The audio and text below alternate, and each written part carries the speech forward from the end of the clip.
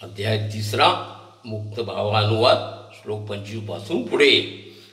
जे मनुष्य कर्माचे अंकुर रहित म्हणजेच कामना आणि संकल्प रहित कर्म करतात, तत्व जाणल्या कारणे त्या बुद्धिमान मनुष्याचे सर्व कर्म क्रिया दग्ध होऊन जातात असे पंडित जन म्हणतात। तो मनुष्य फलाशेचा त्याग करून साधनहीन असूनही सदा तृप्त राहतो। जरी तो काही कर्म करीत असला तरी असा वर्ततो की जो काही करत नाहीच की आहे। जो इच्छारहित, आत्मजित आणि संपूर्ण परिग्रहाचा परित्याग केलेला मनुष्य आहे, अशा मनुष्याने जरी घरी राहून कर्म केले तरी त्यात कोणत्याही प्रकारचे पातक नाहीच लागत। तो मनुष्य द्वंद्व आणि ईर्ष्या ठेवून जे काही प्राप्त होईल त्यात संतुष्ट राहत असतो। अशा मनुष्याना कर्म करूनही कर्मफलाने ते लिप्त होत नाहीत। संपूर्ण विषयांपासून मुक्त आणि ज्ञान विज्ञान युक्त प्राण्यासाठी सर्व कर्म हे यज्ञच की आहेत। त्यांच्या सात्यक्रिया या विलीन होऊन जातात।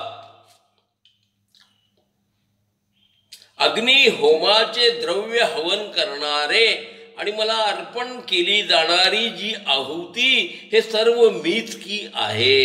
यात ब्रह्मस्वरूप जाणून जे हवन करतात ते ब्रह्मासच प्राप्त होते, कारण तो ब्रह्माशीच की एकरूप झालेला असतो।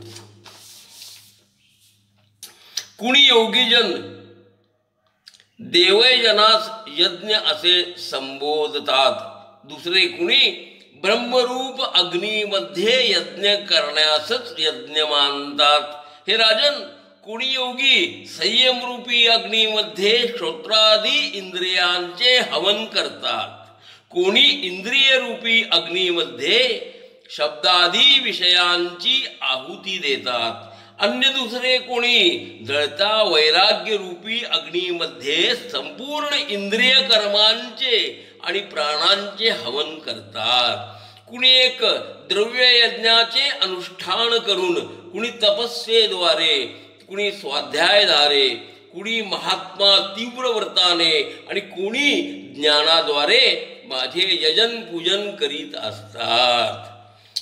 जो पूरकद्वारे प्राणवायूमध्ये अपान वायूस, जो पूरकाद्वारे प्राणवायूमध्ये अपान वायूस आणि रेचकद्वारे अपान वायू हवन करतात आणि कुंभकाच्या अनुष्ठानाने प्राणापान करीत रोखून ठेवतात, पानापान गतीस रोखून ठेवतात, तेच साधक प्राणायाम परायण होत असतात। अन्य साधक जन नियताहार होऊन पाची प्राणामध्ये पाची प्राणांची आहुती देतात। या प्रकारेच अनेक प्रकारच्या यज्ञात योगीजन यज्ञाद्वारे पापांचा नाश करीत असतात। अन्य दुसरे नित्य चालणाऱ्या यज्ञातील शिल्लक राहिलेल्या अमृत पदार्थांचे भोजन करून नित्यच ब्रह्मास प्राप्त होत असतात।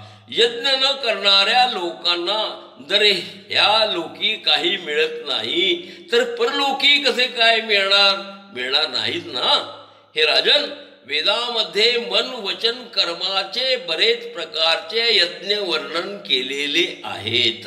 त्यांना पूर्णपणे जाणल्याने तुम्ही सर्व बंधनापासून मुक्ती पावाल।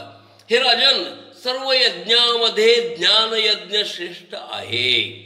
मोक्ष साधकाचे ज्ञान यज्ञामध्ये सर्व कर्म क्षीण होऊन जातात। हे पुरुष श्रेष्ठ, त्या ज्ञान यज्ञाने सत्पुरुषांची सेवा आणि प्रश्नाद्वारे प्राप्त करा।